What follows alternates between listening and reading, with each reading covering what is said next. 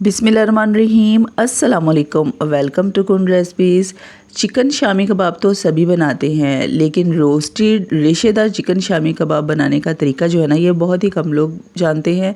यकीन करें, बहुत मज़ेदार बनते हैं। मैं आपको गारंटी से कहती हूँ, आप अगर एक बार इस तरीके से बनाएंगे ना, तो हर बार इसी तरीके से बनाएंगे। ये इतने मज़ेदार और इतने डिलीशियस बनते हैं। तो रेसिपी मैं स्टार्ट करती हूँ। हम्बल रिक्वेस्ट है, वीडियो को फुल वॉच कीजिएगा।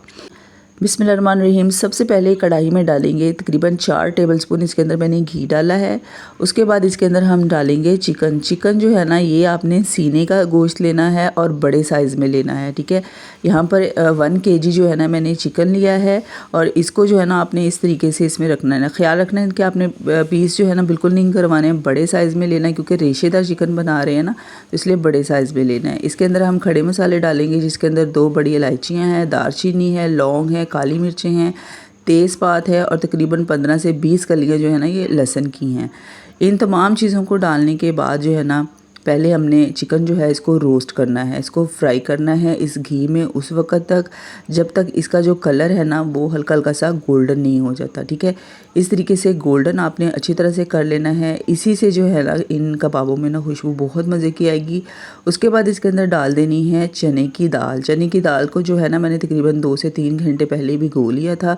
ये अच्छी खासी सॉफ्ट हो गई थी। इसको भी इसके अंदर डाल देना है। अब हम मसाले डालेंगे। 1 टेबलस्पून पिसा हुआ धनिया, 1 टीस्पून लाल मिर्च पाउडर, 1 टीस्पून कुटी हुई लाल मिर्च डालेंगे और 1 टेबलस्पून लहसुन अदरक का पेस्ट डालेंगे। अब अगर आप इसको कुकर में पका रहे हैं ना, तो आपने इसके अंदर 1.5 गिलास पानी का डालना है, और अगर आप कुकर के बगैर पका रहे हैं तो इसके अंदर जो है ना, आपने तकरीबन 2.5 गिलास पानी के डाल के और इसको मीडियम टू लो फ्लेम पे पका लेना है। मैंने इसे कुकर में पकाया था, तो कुकर में जो है ना, बहुत जल्दी जो है ये दाल और गोश्त जो है अच्छे से टेंडर हो जाता है। अब इसके अंदर जो हमने खड़े मसाले डाले थे ना, तेज़पात, बड़ी इलायची और दालचीनी, ये निकाल देंगे। काली मिर्च और लौंग जो है ना, वो आप इसके अंदर इसी तरीके से रहने दीजिएगा। अगर दाल के अंदर पानी बाकी हो तो आप चूल्हे के ऊपर रख के ना, इसको आपने फ्लेम तेज़ करके पानी खुश कर लेना है। बस ये ख्याल रखना है कि दाल जो है ना, अच्छे से सॉफ्ट हो जानी चाहिए। उसके बाद चिकन जो है ना, इसको अलग कर लेंगे, बोन से हड्डियाँ जो हैं इसकी अलग कर लेंगे। अब इस तरीके से जो है ना, कुंडी में डाल के इसको इस तरीके से पीस लेना है, ठीक है। बहुत ईजी। अगर आप गरम दाल को जो है ना पीसेंगे तो बहुत जल्दी ये अच्छे से मैश हो जाएगी, और अगर ठंडा नहीं करना आपने, बस ठंडा हो गया तो थोड़ा सा मुश्किल हो जाएगी, ठीक है। तो इस तरीके से जो है ना, इनको पीस लेना है। अब ये सारी दाल और चिकन जो है ना, और रेशे जो आप देख सकते हैं, रेशे कितने लंबे लंबे इसके चिकन के बने हैं। अब इसको एक अलग बर्तन में निकाल लेना है। इसके अंदर डालेंगे हरा धनिया मुट्ठी भर के, और तकरीबन ये 10 से 12 हरी और लाल मिर्चें थी, इनको भी मैंने कुंडी में अच्छी तरह से पीस लिया था। ये आपने इस तरह से पीस के ही डालनी है।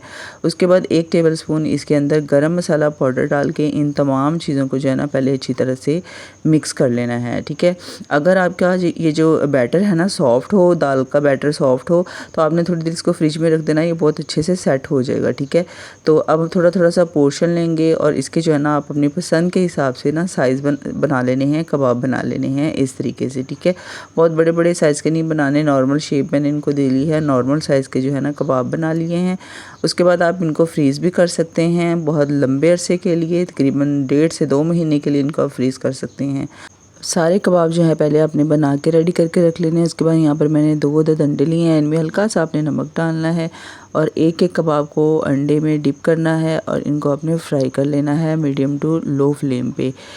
इसके साथ ही अगर आप चैनल पर नए होते हैं तो प्लीज़ हम्बल रिक्वेस्ट है, चैनल को सब्सक्राइब करके बेल नोटिफिकेशन को ऑन कर लिया करें, ताकि आने वाली ऐसी ही मज़े की रेसिपीज़ के नोटिफिकेशन आपको टाइम पर मिलते रहें। अब दोनों तरफ से बड़ा प्यारा सा गोल्डन कलर आ चुका है। अब हम इन्हें निकाल लेते हैं और यहाँ पर ये देखिए जी, हमारे मज़ेदार से रेशेदार रोस्टेड रेशेदार शामी कबाब बिल्कुल तैयार हो चुके हैं।